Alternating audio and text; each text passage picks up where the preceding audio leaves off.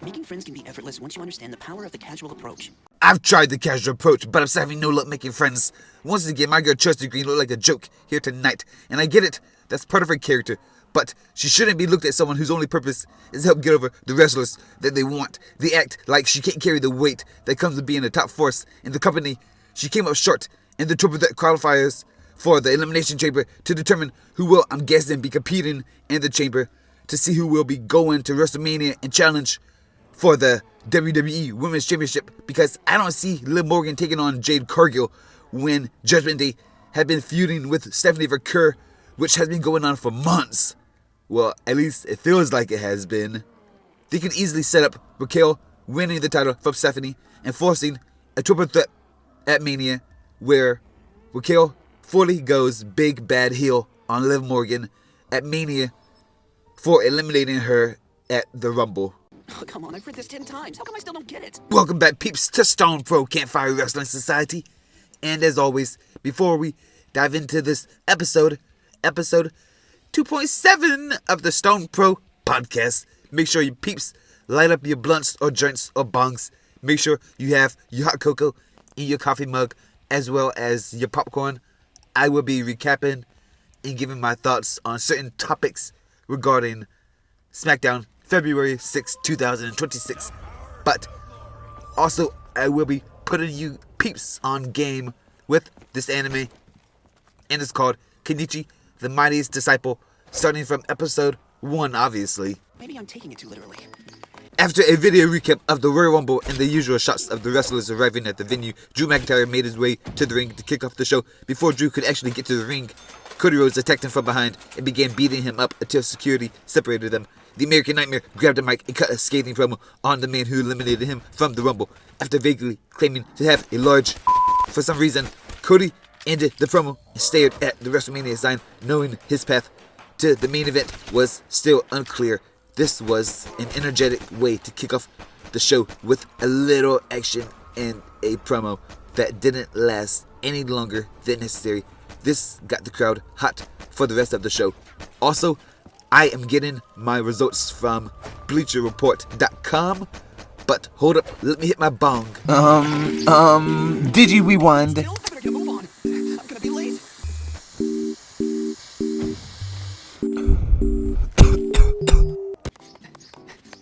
But Naptown, I mean Smackdown, like I said earlier, started with Drew making his way out smiling before he was attacked by Cody Rhodes on the ramp. This led to Nick Aldis sending Cody home. Okay, well, my thoughts on the matter. I mean, this is your WWE champion. He hasn't looked strong once pretty much since winning the title. But to be honest, it just feels like click copy, click paste type booking. How long are we going to have Cody and Drew feud? I don't care if you're planning on adding Jacob to the equation. This will make sense later on in the night. After Nick Aldis was shown asking Cody Rhodes to leave the arena for his own good, we went back to the ring for women's tag title match with Ripley and Sky defending the belts against Kiana James and Julia. Ripley and James had a brief exchange before Julia tagged in and demanded Sky come in to face her. The US champ won an exchange of strikes and mocked the genius of the Sky before the High Flyer made her pay for it. The women's tag team division in WWE has a tendency to ebb and flow, but recent months have seen increased attention placed on the titles thanks to a few high-profile wrestlers being heavily involved. Rhea has been a great babyface team, and Julia and James have developed into a solid duo, even if Julia is booked much stronger than James in singles matches. They gave the champions a good challenge this week. This bout had good energy from all four women, but the outcome was pretty predictable after overcoming a close call. Rhea got the win to retain the results. Rhea defeated James and Julia to retain. The Sky? We thought we were going to see Liv Dragunov challenge for the United States Championship, but it ended up being The Miz following a backstage interaction. The Aleister went right after the champion once the bell had rung. He looked more aggressive than he has in quite some time, but Melo didn't take too long to begin fighting back. The storyline between these two has gone on longer than it needed to. but adding Dragunov to the mix has helped keep it fresh. These three men have fought several times in every combination possible, so it feels like a triple threat is inevitable. Melo has been fantastic in every outing he's had as the US champion, and once again, he has helped The Miz put on one of his best performances in recent memory. Hayes got the win, but both men came away from this looking great. Result, Hayes defeated The Miz. My thoughts? Well, I'd be capping if I said Hayes didn't have a little bit of ruthless aggression in that backstage segment. I did watch that. You know, with Eliov and The Miz, the match was alright. I'm surprised Randy didn't RKO Miz afterwards. Oh no! Oh my gosh, I'm so sorry! You came right over! Oh, man. After all three women came up short on Saturday at the Rumble, Green, Stratton, and Legend stepped into the ring for a chance to compete in the Elimination Chamber. Tiffany and Legend sent Green out of the ring and took care of Oba Femi before they took the fight to each other. The former United States champion recovered and ended up hitting a huge dive from the top rope to the floor before Legend wiped her out with a big boot to send us into a break. Man, all my books. Here, let me help you. All three women filled different roles in this match. Legend was the powerhouse heel, Stratton was the typical babyface, and Green fell somewhere between. The crowd loves Chelsea, but she is great at getting them to cheer for her opponents too. This bout had some highlights, but it also had a few moments that didn't look as good as desired. None of them ruined the match, though. In fact, the last couple of minutes were a lot of fun. Stratton got the win with the prettiest moonsault ever to advance to the Elimination Chamber. Kit Wilson came to the ring and gave another promo about toxic masculinity. He focused on the Royal Rumble and got the crowd to chant "toxic" every time he said it. He put out an open challenge to anyone who was in the Rumble with him, which was answered by Oba Femi.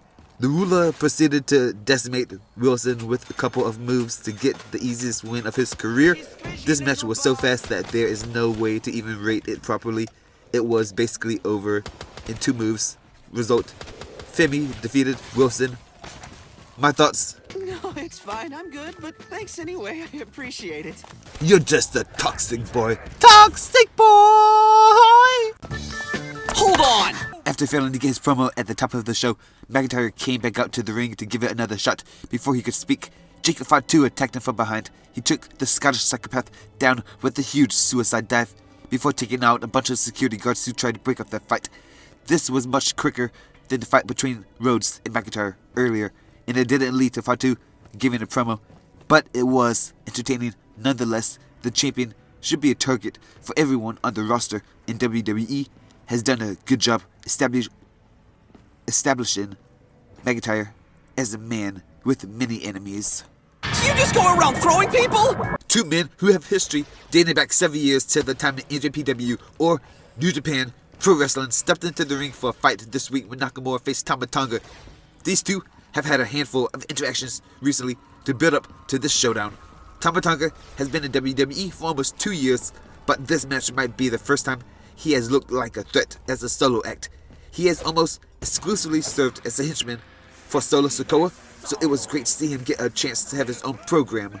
You're lucky you didn't kill me! Nick Aldis welcomed Liv Morgan to the ring to talk about winning the Royal Rumble. Raquel Rodriguez was by her side, but the rest of Judgment Day was absent. She talked about having to pick between Jade Cargill and Stephanie McCurry for WrestleMania title shot, but she said Mania is not the only thing on her mind. I said sorry. Rodriguez took the mic from her and said she wanted to address the elephant in the room, but Cargill's music hit before she could say any more. She warned Morgan against choosing her before getting in Raquel's face. Jordynne Grace joined the party, and Nick Aldis booked a tag team match that got started right away. Morgan and Rodriguez were both planted with spine busters by the powerhouses, who immediately began arguing about who would be the legal competitor as the show went to a break. But that's what you do when someone sneaks up on you. It's one of the first things I learned. The segment that led into the match was pretty standard stuff, but Morgan's energy helped make it more entertaining. The fight that followed saw a miscommunication led to Rodriguez taking out Morgan with a big boot. Grace ended up getting the win for her team by pushing Raquel into Jade and then rolling her up. While this wasn't a bad match, it didn't exactly leave a lasting impression either. Result, Grace and Cargill defeated Morgan and Rodriguez. Where the heck did she learn that? Hitman school? Drew McIntyre finally got to give his promo and talked about feeling insulted by Roman Reigns and CM Punk, implying the world title meant more than the WWE Championship. He had a quick interaction with Trick Williams before leaving. After the break, we got the main event with Orton, Black, and Sikoa competing for one of the spots in the Elimination Chamber. These are three very different kinds of performers, but all three are talented enough to work with just about anybody, so it took them no time at all to find their groove. This match followed the typical layout of a triple threat.